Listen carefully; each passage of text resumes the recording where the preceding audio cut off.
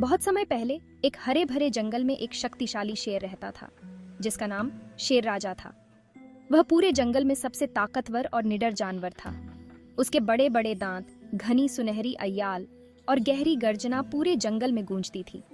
जब भी वह दहाड़ता, सारे जानवर डर के मारे छिप जाते। जंगल के सभी जानवर उसे राजा मानते और उसकी आज्ञा का पालन करते। शेर राजा केवल ताकतवर ही नहीं बल्कि बहुत ही बुद्धिमान और न्यायप्रिय था। वह जंगल के सभी जानवरों की देखभाल करता और यह सुनिश्चित करता कि सभी जानवर सुखी और सुरक्षित रहे। अगर कोई जानवर किसी परेशानी में होता तो वह शेर राजा के पास अपनी शिकायत लेकर आता और शेर राजा उसकी बात ध्यान से सुनकर न्याय करता। एक बार की बात है, जंगल में भयानक अकाल पड़ गया।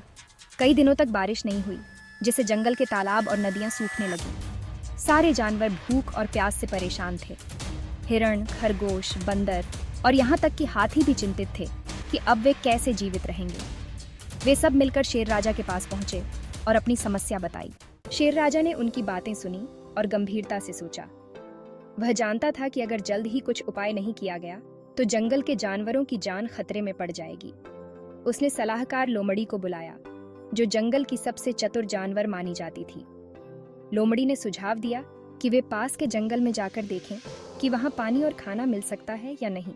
शेर राजा ने तुरंत इस सुझाव को मान लिया और कुछ जानवरों को दूसरे जंगल की ओर भेजा ताकि वे वहां की स्थिति का पता लगा सकें। जब वे जानवर वापस आए तो उन्होंने बताया कि वहां बहुत सा पानी और खाने की चीजें मौजूद हैं, लेकिन उस जंगल पर पहले से ही एक और शेर का राज था। वह शेर बहुत ही क्रूर और स्वार्थी था। वह अपने जंगल में किसी बाहरी जानवर को आने की इजाजत नहीं देता था। यह सुनकर शेर राजा को चिंता हुई, लेकिन उसने हार नहीं मानी।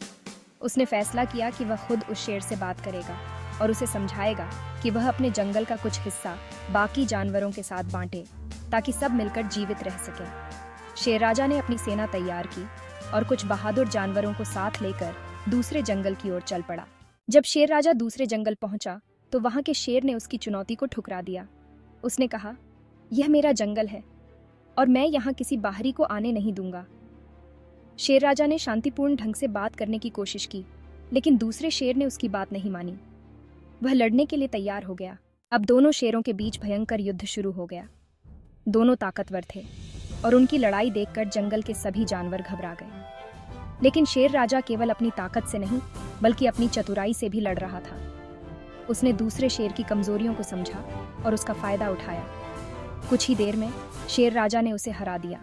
हारने के बाद दूसरे शेर ने शेर राजा से माफी मांगी और उसे अपने जंगल में पानी और खाने की चीजें लेने की इजाजत दी। शेर राजा ने न केवल उसे माफ कर दिया बल्कि उसे यह भी सिखाया कि जंगल में सभी को मिलजुल कर रहना चाहिए और अपनी संपत्ति को दूसरों के साथ बांटना चाहिए। इस घटना के बाद दोनों शेर दोस्त बन गए और दोनों जंगलों के जानवर खुशी खुशी रहने लगे। शेर राजा ने इस जीत के बाद भी हमेशा दयालुता और समझदारी का परिचय दिया। वह जानता था कि असली शक्ति शारीरिक ताकत में नहीं बल्कि बुद्धिमानी और दूसरों की भलाई के लिए काम करने में होती है। उसने अपने जंगल के जानवरों को हमेशा यह सिखाया कि अगर हम मिलजुल कर रहें और एक दूसरे की मदद करें तो हम किसी भी मुश्किल का सामना कर सकते हैं। कुछ समय बाद जंगल में फिर से बारिश होने लगी।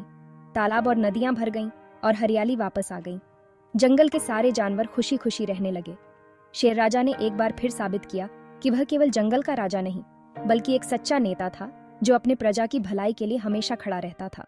एक दिन जब शेर राजा जंगल के भ्रमण पर निकला तो उसने देखा कि एक छोटे से हिरण का बच्चा नदी के पास फंसा हुआ है। वह बच्चा बहुत ही कमजोर और डरा हुआ था। शेर राजा ने तुरंत उसकी मदद की और उसे सुरक्षित जगह पर पहुंचाया। यह देखकर बाकी जानवरों ने शेर राजा की तारीफ की और कहा, आप न केवल ताकतवर हैं बल्कि दिल से भी बहुत बड़े हैं। शेर राजा ने मुस्कुराते हुए कहा, सच्चे राजा का काम केवल अपनी शक्ति दिखाना नहीं होता बल्कि अपनी प्रजा की रक्षा करना और उन्हें सुरक्षा देना होता है।